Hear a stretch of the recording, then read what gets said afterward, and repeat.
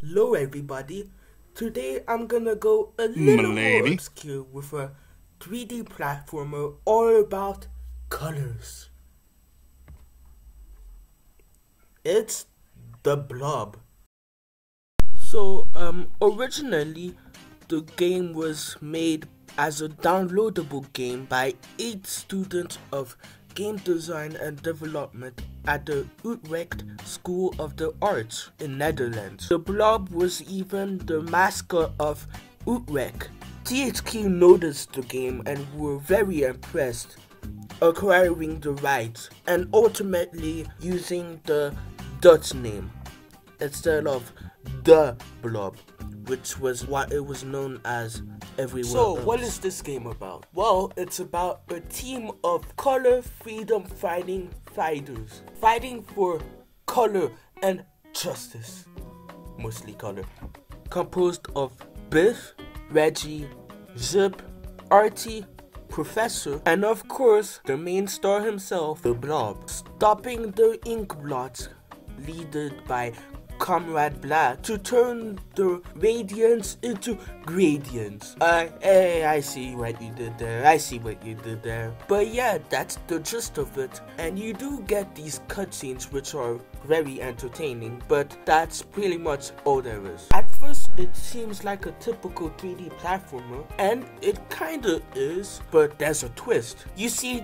during the start of every level, you start out without any color, right until you find those tiny walking things with a specific color. You can easily smash them and gain that specific color, but you can also just as easily accidentally end up in a pit of ink. While it really costs you a life, it will drain the current amount of color you have until 0, meaning you gotta scooter to the nearest water. That can be annoying. Water can be very helpful, but it can also be your enemy because you can accidentally fall into it. When you have color, that can get really annoying. But yeah, when you have color, you essentially go touchy on buildings and objects to essentially bring them back to life. And a neat detail I really like about this game is the fact that whenever you move around with color, you leave around a trail of said color. Even with ink, you still leave a trail. That's neat. That's awesome. They didn't have to do it, but they did it anyway, and that shows dedication. You have a sorta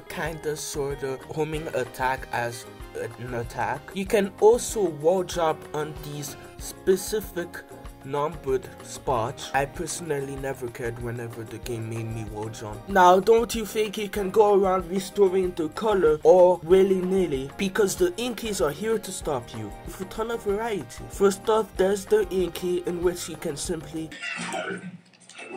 Next up, you have these heavy inkies who spray inks at you from this huge bulky machine, and honestly they can be pretty annoying because they are so relentless at spraying at you. Next up, Elite Inky, who oddly enough seems to have a similar fashion design, or at least similar fashion taste to El Macho from Despicable Me 2. He's essentially a regular Inky, but a little more faster and a little more annoying to catch. They also can't be directly smashed unless the Blob has the same color as the Elite Inky. But that's pretty much all the enemies.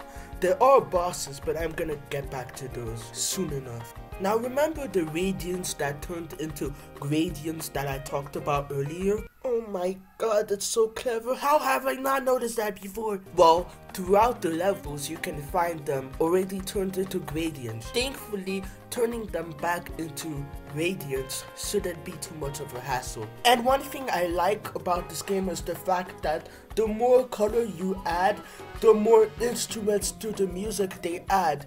And the music itself is already a pretty funky funk. Like, look at this one.